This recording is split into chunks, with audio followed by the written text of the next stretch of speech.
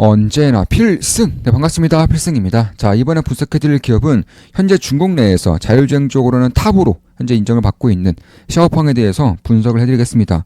자, 최근 들어서 이 자율주행 업계에서 매우 중요한 이슈들이 현재 발생을 하고 있어요. 바로 폭스바겐에서 샤오펑의 자율주행 기술을 라이센스해서 쓰겠다라고 밝힌 것인데, 사실 테슬라가 이 FSD를 이제 수익화를 진행을 하면서 이 가장 첫 번째 목표로서 라이센스를 해주겠다 이렇게 밝힌 바가 있거든요. 근데 지금까지 테슬라는 단 한 건도 기업들 간의 그 라이센스 계약을 체결한 적이 없는데, 샤오펑이 먼저 자율주행 라이센스 체결을 진행을 하고 있다는 것입니다. 그 정도로 샤오펑에 대한 기술적인 우위와 그리고 중국 시장이 얼마나 큰지를 이제 보여주고 있다라고 저는 보고 있어요. 따라서 자율주행 이제라던가 로보텍 시장에서 샤오펑이 이제 중국 내에서는 압도적인 선두 기업으로서 역할을 하고 있는 것이고, 그도 그럴 것들이 일단 이 자율주행이든 로보택시든 AI, 그러니까 본인만의 AI 시스템을 갖추기 위해서 가장 첫 번째로 해야 되는 것 중에 하나가 바로 자체 칩을 내재화하는 거예요. 자체 칩을 개발하는 것입니다. 뭐 애플도 마찬가지고 아마존도 마찬가지고요. 마이크로소프트, 구글은 뭐 말할 것도 없겠죠.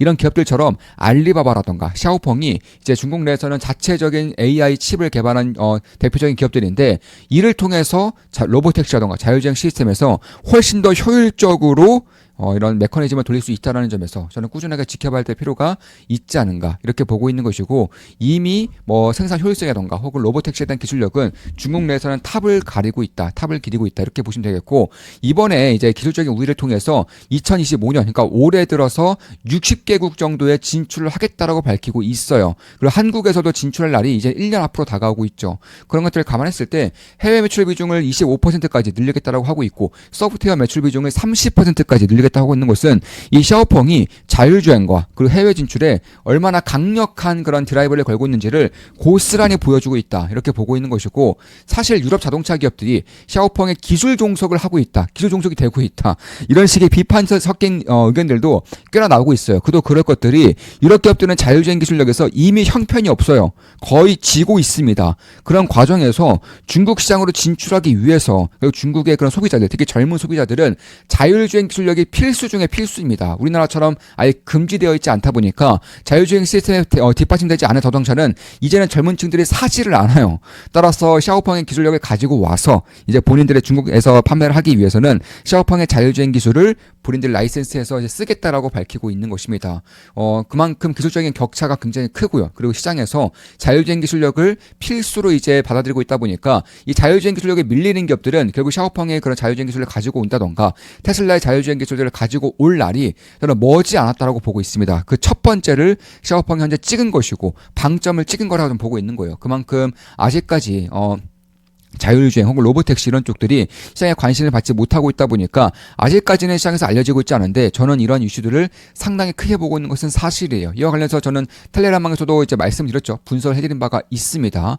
특히 샤오펑은 그 전부터 예전부터 꾸준하게 분석을 하고 있는 기업이기 때문에, 사실 우리 오랜 멤버분들 같은 경우에는 제가 이제 분석해드린 텔레그램방에서 분석해드린 글을 많이 봐왔을 것이기 때문에 충분히 이해를 하고 있지 않을까 이렇게 보고 있는 것이고, 그래서 유럽 기업들의 그런 미래 경쟁력이 소프트웨어, 자율주행 경쟁력이 상당히 밀리고 있는 상황에서 샤오펑 같은 플랫폼 기업들의 성장이 완성차 산업 구조를 바꾸고 있다, 기술 우존형으로 바꾸고 있다는 것이고, 그중에서 핵심은 자율주행 기술력, 로보택시 기술력이라는 것이고, 따라서 이런 종속 혹은 이런 의존 같은 것들이 현재로서 비판적으로 다가오고 있지만, 현실적으로 봤을 때 저는 앞으로 머지않아서 한 5년 정도가 지나면 대부분의 기업들의 자율주행 기술력을 채택을 했을 것이고, 그중에 자체 개발한 기업들은 얼마 없을 것이고, 결국에는 뭐 테슬라, 샤오펑 이런 기업들로부터 이런 자율주행 시스템을 이제 라이센스해서 쓸 수밖에 없지 않을까 이렇게 보고 있는 것입니다. 왜냐하면 자율주행은 그런 사용자들의 그런 취향을 타지 않죠. 그냥 제일 잘하는 놈, 제일 좋은 놈이 그러니까 시장을 다 먹는 그런 구조이기 때문에,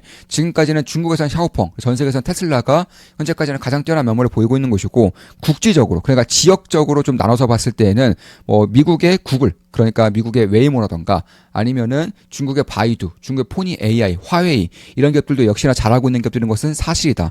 다만 전기차와 휴머노이드 로봇 그리고 자율주행 기술력, 현실적인 AI를, 물리적인 AI를 구축할 수 있는 기업은 전 세계에 얼마 없는 것이고, 그 중에서 저는 테슬라와 샤오펑을 가장 높게 보고 있는 것은 사실이라는 것입니다. 따라서 그뿐만이 아니죠. 이제 폭스바겐이 소프트웨어를 이제 가지고 오면서 샤오펑과 폭스바겐이 2026년에 대략 2종 정도의 자동차를 개발을 해서 런칭을 시키겠다고 하고 있어요. 그러니까 샤오펑의 소프트웨어 기술력과 폭스바겐의 막대한 생산성을 기준으로 해서 이들의 그런 합작적인 그런 자동차가 내년이면 전 세계의 모습을 드러낼 것이고, 그런 것들에 대한 기대가 저는 서서히 낄 가능성이 높다고 보고 있는 것이고, 뭐 샤오펑은 판매량이 워낙에 좋죠. 이제는 뭐 한 달에 4만 대 가까이 팔고 있을 정도로 사실 전기차 계에서는 주류의 기업으로 자리 잡고 있습니다. 그러니까 지금까지는 뭐 소프트웨어 혹은 자율주행 혹은 젊은 힙한 감성 이런 쪽들의 이제 마케팅화가 되고 있었다면은, 이제는 자동차 전기차 기업으로서의 역할도 충분히 하고 있다. 왜냐하면 한 달에 판매되는 자동차 대수가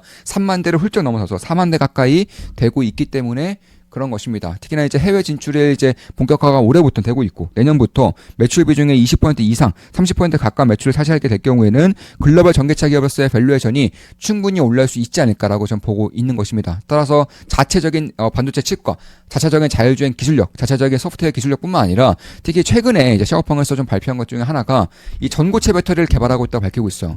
참고로 배터리 기술은 중국의 압도적인 1위죠. 따라서 전고체 배터리를 개발하고 있는데, 샤오펑은 휴머노이드 로봇도 자체적으로 개발해서 본인들이 쓰고 있어요. 전기체 배터리도 자체적으로 개발해서 본인들이 아마 처음에는 쓰려고 할 것입니다. 특히 전기체 배터리는 워낙에 비용이 많이 들고, 그리고 커다란 그런 부피가 필요 없다 보니까 일단은 압도적인 밀도를 자랑해야 되는 그런 분야다 보니까 휴머노이드 로봇 쪽에 쓰겠다라고 밝히고 있는 것이고, 제가 봤을 때는 가벼운 무게가 필수적인 UAM에서도 아마 충분히 쓰일 날이 저는 있을 거라고 보고 있는 거예요. 그래서 휴머노이드 로봇 UAM 쪽에 아마도 샤오펑의 이런 전고체 배터리가 쓰이지 않을까, 개인적으로는 그렇게 생각을 하고 있는 것입니다. 따라서 그런 것들을 감안했을 때, 그리고 엑스파일럿이든가 혹은 라이더 기술이 샤오펑의 자체적인 기술력으로 자리 잡고 있기 때문에 반도체 칩, 라이더 기술, 그리고 자율주행 기술, 그리고 머지않아서 전고체 배터리까지 상용화시킬 경우에는 결국 휴머노이드 로봇과 그 자율주행을 위한 하드웨어적인 기반이 충분히 마련될 수 있는 그런 전 세계에서는 몇 안 되는 기업이 될 수 있지 않을까, 이렇게 보고 있는 것이고, 따라서 BYD라던가 니오 이런 쪽들과 이제 비교를 항상 많이 당했었는데, 이제는 샤오펑만의 길을 걷고 있다가 좀 보고 있어요. BYD처럼 압도적인 생산성은 없지만 폭스바겐의 그런 하드웨어 기술을 빌려서 압도적인 생산성을 손에 쥐려고 하고 있고요.